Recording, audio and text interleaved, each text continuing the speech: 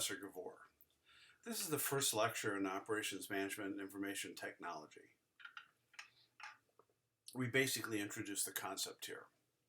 And we start with this notion of Business 101. You know, business is business, it's cut and dry. You sell things, you make money. Well, you want to provide products and services that customers want.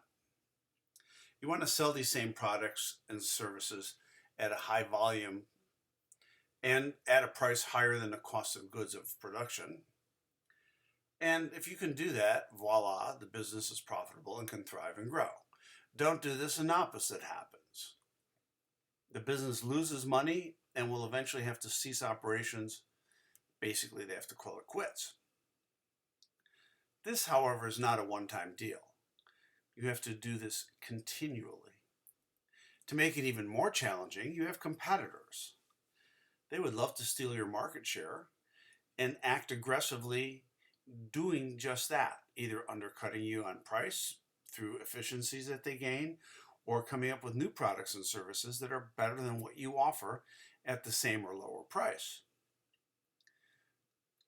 On top of that, the markets and the preferences of the customers in those markets are always changing. They want more, they want less, they want different stuff. They move on to something else. So businesses need to be aware of all this, and they need to adapt and innovate their product and service offerings to remain competitive and relevant to their customers. As a result, some businesses expand and grow. They can do all this well. Others don't do it so well and shrink and eventually go out of business.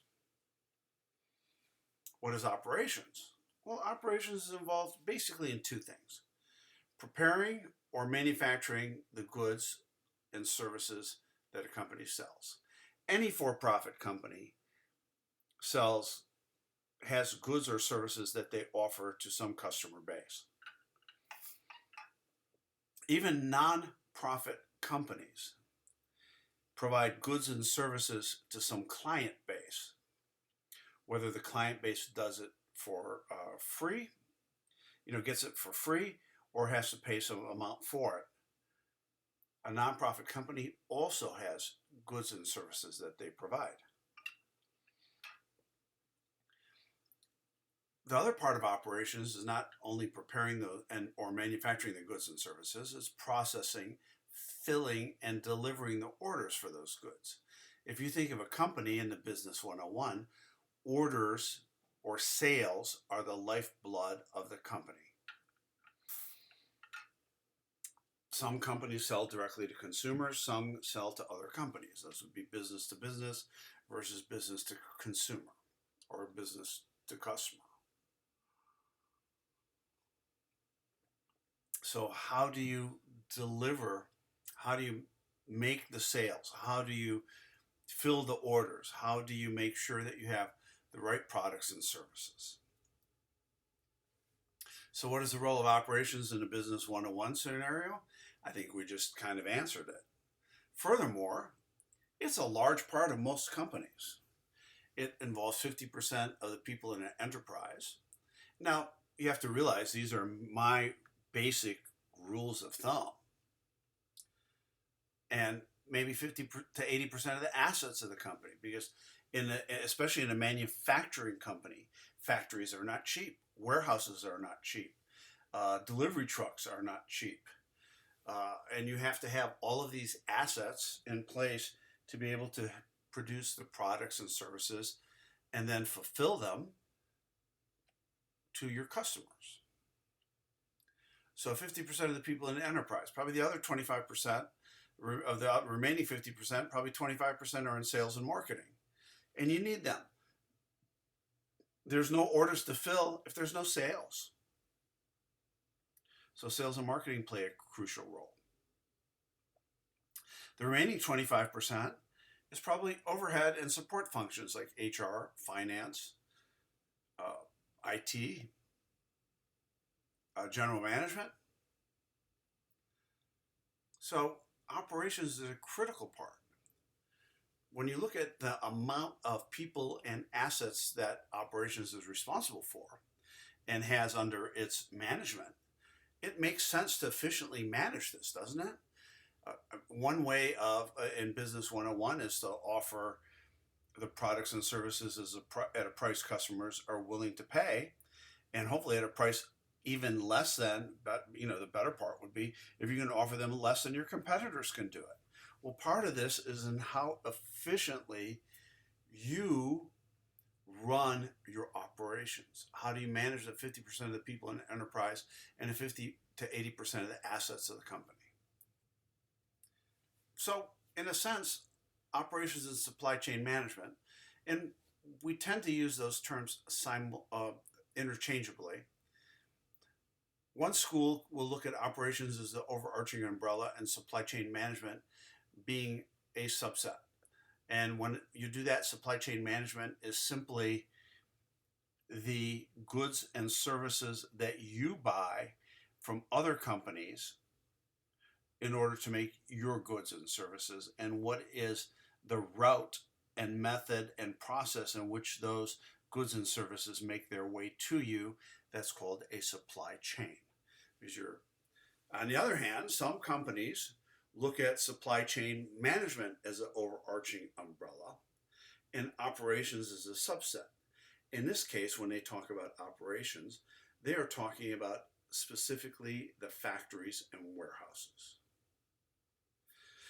So when, in the Business 101 scenario, it's all about products and services. It's making those products and services and the processes in which to do that. And the processes are in the macro sense, in a gross sense, are planning, sourcing, making, and delivering. We cover all of those in this class. And then not only it's about process, it's about process improvements. And every process has quality, cost, and delivery associated with it.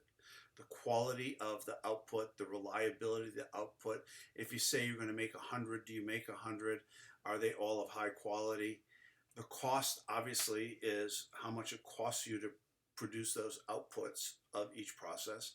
And delivery is the cycle time it takes you to produce those outputs. The cycle time from start to finish it takes you to execute what you're trying to do. It's also about automation. So information systems, ERP systems. This class is operations management and information technology. It's an introduction to IT. We have a separate course now on it as well. And it involves other automation robots, which, if you can recall from microeconomics, we're always trying to balance capital and labor. So here's a diagram I drew a long time ago, maybe in the 90s, when I was trying to make sense of this with my team when I worked at a consumer products company. There are two large parts, and notice that my viewpoint here now is from the point of view of a consumer products company or a consumer packaged goods company, CPG company. The company I worked for when I did this was Colgate-Palmolive. Then I went to work for Newell Brands Office Products Division. Think of Parker and Waterman fine pens, but also think of Papermate, Sharpie, more affordable everyday pens. There's two parts. Now, consumer products companies produce consumer products or consumer packaged goods, and they sell them to something called the trade. The trade is the stores from which you buy them. It could be Amazon, it could be Walmart, it could be Target, etc. It could be Walgreens, CVS. So we have order taking and fulfillment, and we have manufacturing. We see that if we look at it this way, the trade, an order is placed. The order is processed. Just because you get an order doesn't mean it just flies through the system. The items could be wrong. It could be different. It needs processing. Have they been paying their bills? In some third world countries, looking at their credit and bill payment history, you do not keep delivering to people that haven't paid their bills in a while, because you could lose all of that potential revenue if they go out of business. So order processing is not trivial. Once the order is processed and items are justified and the credit check is done and all that, the order is released to a warehouse. Within the warehouse, the order is picked. People, like in a grocery store, they go up and down the aisles picking the various items that are part of that order. They move those orders to a loading dock and stage them. Then a truck comes and they load the truck. And now it's part of distribution, and the order is shipped either directly to a store or to the distribution center of a store chain like Walmart. And then it's then in the hands of the trade, and they deliver it to the various stores. How does product get into the warehouse? Well, you do some manufacturing planning, because you got to decide what you're going to make when and what quantities over the next month or two. And you let purchasing know, here's what I'm going to make, because you don't make everything that goes into your products. You buy lots of raw and packaging materials. You buy even sub-assemblies that go into your items. You might even buy the entire product from a third company, a supplier. So purchasing then conveys that manufacturing plan, translates that and what you need from which suppliers into which manufacturing plant it has to go, and releases purchase orders to the suppliers.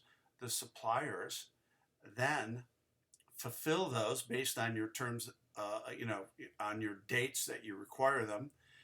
And so they ship them minus the transit time to your manufacturing facilities, or sometimes if they're providing you finished goods, they might supply it directly to the warehouse. Manufacturing takes all of these items, these raw, pack, and sub-assemblies, and puts them together in a way that makes them worth more than when they were sent to you. You take if you think of computer chips, you get some sand, which is turned into silicone. You get bits of copper and plastic and other things. And the manufacturing process takes these raw ingredients that are worth pennies and turns them into a CPU that's worth hundreds of dollars. Once the goods are manufactured and now they're finished goods, the inventory is allocated to your various warehouses. I mean, if you only have one warehouse, there's not much thought to the allocation, but many consumer products companies or consumer packaged good companies have several warehouses. Now, if you look at it, and I'm sorry, I forgot something. These two separate processes, they're integrated, but I prepared them as separately. They're tethered by something called forecasting. Forecasting is kind of like the Achilles heel of all operations. Forecast is trying to predict what you think you're going to sell in the future. How good are we at predicting? I don't know. How good are people predicting the future? You're sitting around in February of 2020. I'm recording this in 2020. And you're a toilet paper manufacturer. And did you know the COVID pandemic was going to hit?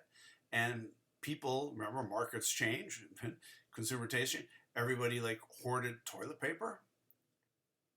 Did you know that was going to happen? How could you predict that? You couldn't. That was a random shock. So they're tethered by forecasting. People are not, they can be good at forecasting when the immediate future sales are like the immediate past sales. We're kind of okay at that. But we complicate it by having too many offerings of the product, so we can never really predict which version and variant is going to sell, and we're always having sales and specials and all these things, which complicate matters further. So these two things are tethered by forecasting. That's the kind of, like I said, the Achilles heel of operations. Now, another way of looking at it, everything going from the right to the left is information. The trade placing an order, that's an information. It's either a paper file, and more so now today, it's a computer file that's transmitted. The processing of an order. Well, in most companies would, if they got a paper order, they would probably key it into the system. If it's an electronic order, they would just immediately process the order. The release of an order to the warehouse is the release of that refined order that the trade originally placed to the warehouse. Forecasting. It's a giant spreadsheet, basically, of what you're going to sell by each item that you sell. And each item that you sell, we call them SKUs, stock keeping units. And there can be hundreds, if not thousands of them in a consumer packaged good company.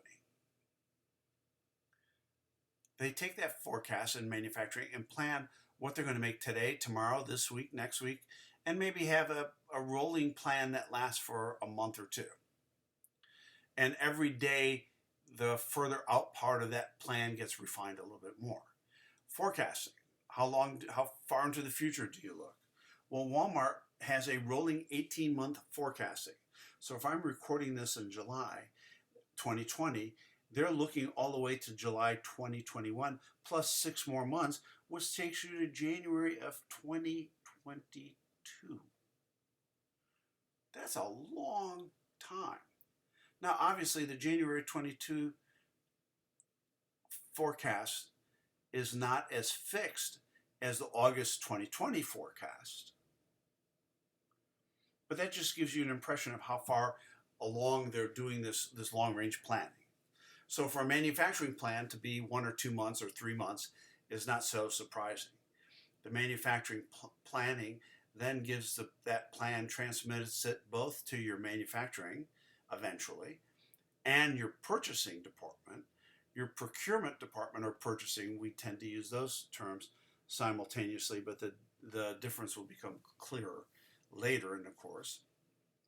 Then takes that manufacturing plan and says, okay, what do we have to get from all of our raw pack and subassembly and finished good suppliers to meet this plan? And when do we need it? And we communicate those to the various suppliers with a schedule of when they should ship them and when we should receive them. Information again. Information. Now, finally, after the transmission of all that information, we have starting to move physical goods. So you have material and product flow going from left to right. Suppliers send raw, pack, subassemblies, and finished goods to either your manufacturing. Finished goods may go directly to your warehouse. The manufacturing adds value to them, turns them into finished goods, which are then allocated to various warehouses. The warehouses take that information for the order, pick them, and distribute them to the trade. So information flow all right to left, material and product flow left to right. With ERP systems, which are enterprise resource planning systems like SAP and Oracle, with the internet, with everything being connected, the information part is now kind of instantaneous. Anybody that needs, if an order is placed, anybody that needs information about that order, even the supplier, on the moment the order is placed, which is very unlikely, could theoretically see it. So, I mean, what you're saying is if, let me use the example of Colgate-Palmolive. If a Walmart in Glenview, Illinois, sells a tube of Colgate Total regular toothpaste, and they place an order for one, or they place an order to replenish that through their system.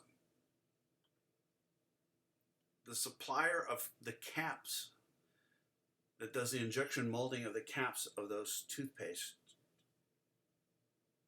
tubes could see that and say, oh, we need to make one more cap for Colgate. And then they would ship it and it would go through it. But it doesn't happen that way. These things are all kind of batched together. I don't see that someone bought this product or that product at a particular store and provide all that information to everybody throughout the entire process. That would just be ridiculous. So people are placing weekly orders for the needs of the entire company. But the information theoretically is available to whoever needs to see it at the moment they need to see it. So when I first started, sometimes this information flow could take longer than this product flow. I mean, if things were mailed and faxed and processed and key punched and all of that, that takes time. And it goes from one, you have an inbox box on my desk, I do whatever I'm supposed to do to it, put the paper order in the out basket of my desk, and it goes to the next step of the process, so on and so on. So it could take days to process an order. It could take weeks to get a manufacturing plan. In fact, you only had one manufacturing plan probably created per month. And then you decided and you tried to hit that schedule and you work with your purchasing and your suppliers that way. Well, now, and so the material flow, when everything was local, was much shorter. By local, I mean all production in the United States. Think of automobiles. I cut my teeth in the auto industry.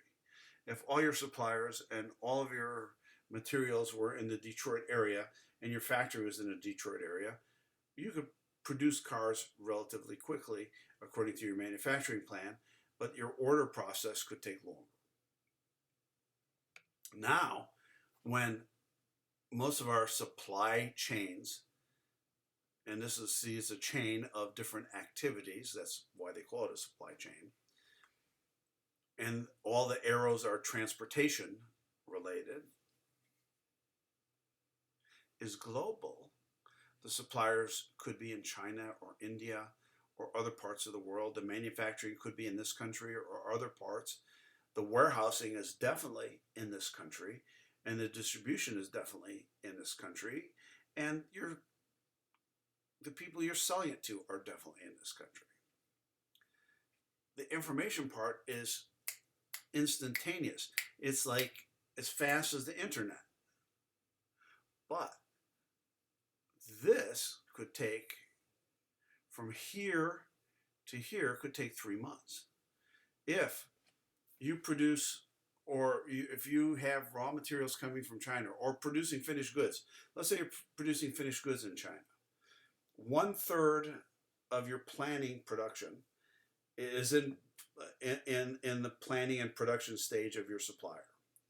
Another third is on the water. It takes about a month shipping wise to get product from China to the US.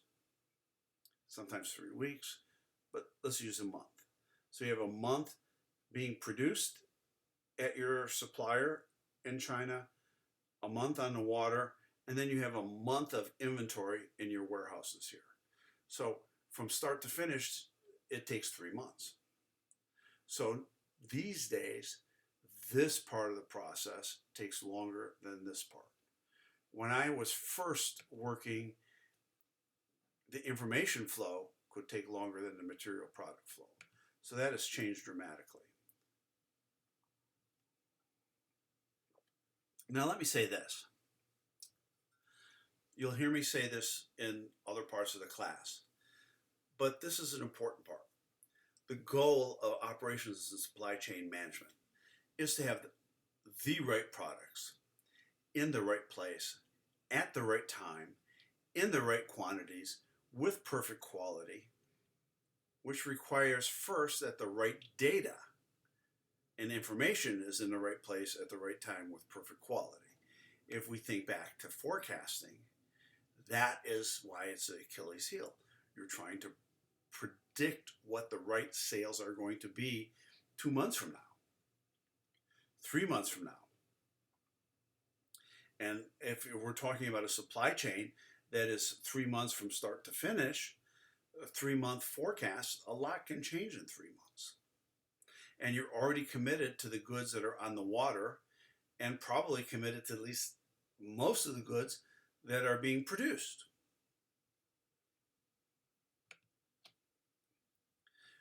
And oh yeah, we have to have the right products, the right place, right time, right quantities, right quality, with the right data in the right place, right time, with perfect quality. We have to do all of this at the lowest possible cost. Now, let me show you something really mathematical. It's conceptual. This is a one big multi-criteria operations management problem.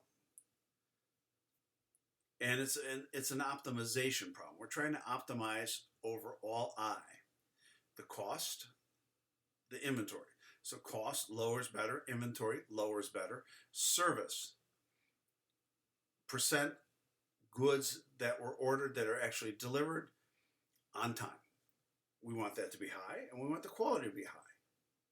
And this is over all I. What is I? I is the SKU number, stock keeping unit. Learn that, memorize it, know it. You don't want to get into your job and someone talks about SKUs and you raise your hand. What does that mean? It's a standard term that people use all the time. It's basically everything that you buy that has a barcode on it.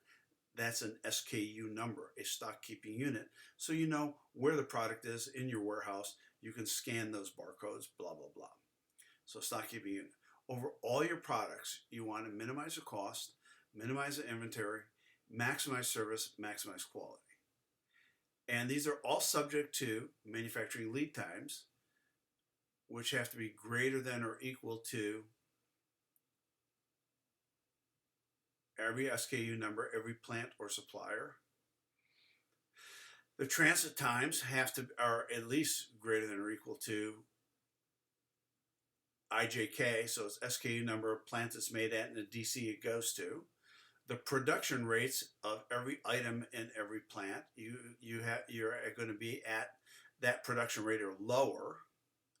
Your production capacities for every item in every factory you've got to be at that level or lower. Your warehouse utilization, you can't put more stuff in the warehouse than you have space for. So the number of items in the warehouse at a number of items in a particular warehouse can only be so much. If you add all of those together, it probably should be a summation here actually. The transportation equipment availability. Well, why is that so important? Well, you'll find out that at the end of months and at the end of quarters, and certainly at the end of quarters and at the end of years, transportation is scarce because everybody's trying to rush to meet their quarterly sales and annual sales. So we have spikes at the end of quarters, at the end of the year.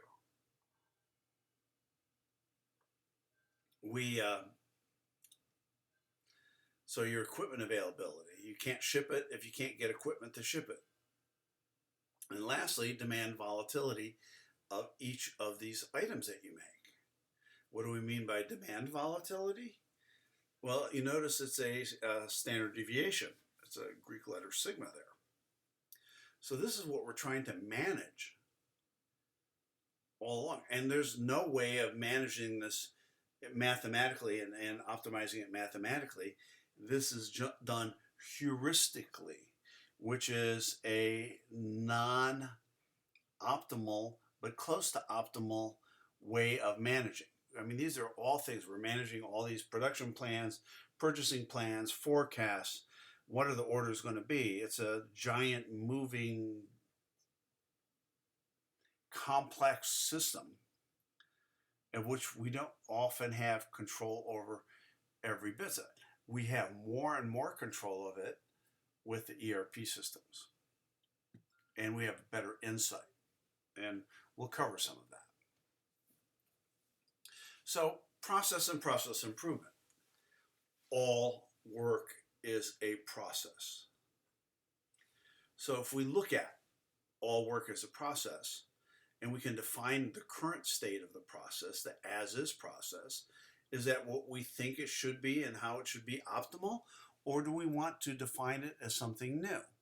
So what is your to-be process going to look like, and how will you get there? So if this is the process that we started with, and this is the process that we want, which would in this case require an ERP implementation, how do we get from as is to be? That's the nature of process improvement. Another way of looking at the supply chain, remember we said it's plan, source, make, deliver. Some companies also have return. But this is a way of looking at a process. You have things you get from suppliers, and you have customers that you deliver things to. This could be internal to the company or external. This could be gross on the whole company like our original chart was. This is a gross thing. The trade is the customer. These suppliers are your suppliers to your company. This is for your whole company. But in every part of the company, you get information or goods or services from another part of the company. You do something to it, and you pass your work on to someone else, which is called the customer process. In each case, there's planning, there's sourcing, there's making, delivery. And this is kind of the way we'll look at part of this course. So this course will follow this model, plan, source, make, deliver, and I kind of put sorta. We'll talk about quality. We'll talk about processes and process improvement. We'll talk about the customer focus. We'll spend a little bit of time on new product development. And we'll talk about information systems in the first 2 weeks. I'm proud to say that SB&M now has a full IT course, and hopefully we'll be refining and improving that course as we go along. The actual structure is information systems and quality. We kind of start with planning, source and make, deliver, and then I like to do something along the lines of linear programming if there's time. So this is what we'll do.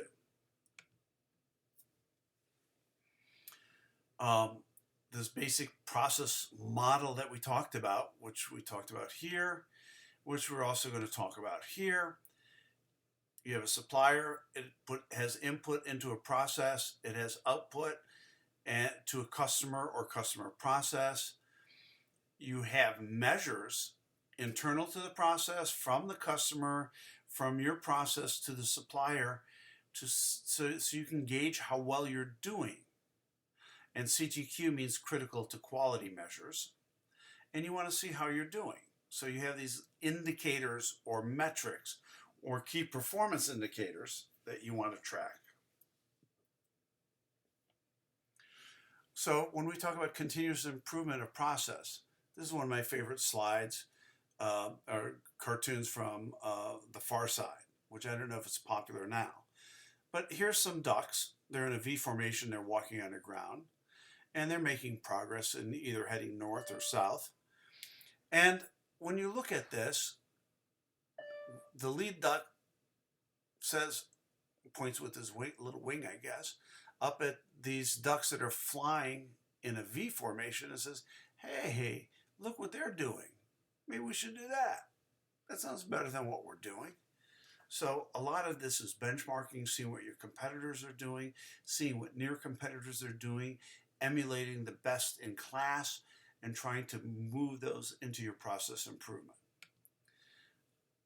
Another far side is, hey, look what Zog do. When people first started cooking things, I guess they weren't smart enough to use a stick or a skewer to cook their meals, and they were, burning their hands. So look what Zog does.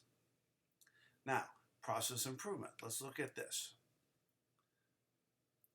Remember 5th grade when you did the scientific method? You ask a question, you state a hypothesis, you conduct an experiment to see if the hypothesis is true.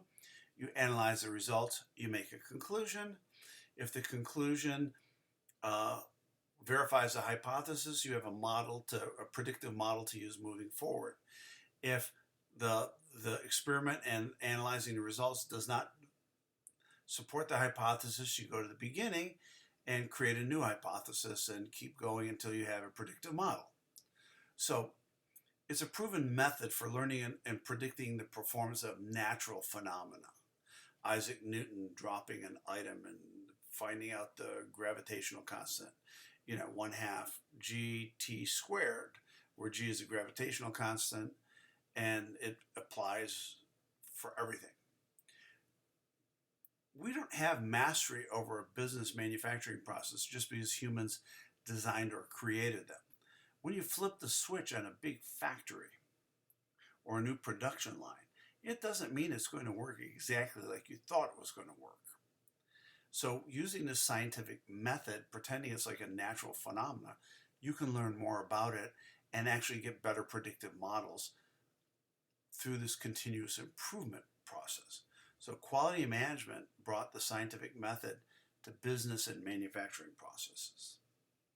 A shortcut of this is what is called Deming called it the Shewhart cycle. Everybody else calls it the Deming cycle. And in short, it's PDCA for Plan, Do, Check, Act. And if you spin that wheel, we'll talk a little bit more about this when we talk about quality. So to summarize and refresh, operations and supply chain management is about two things.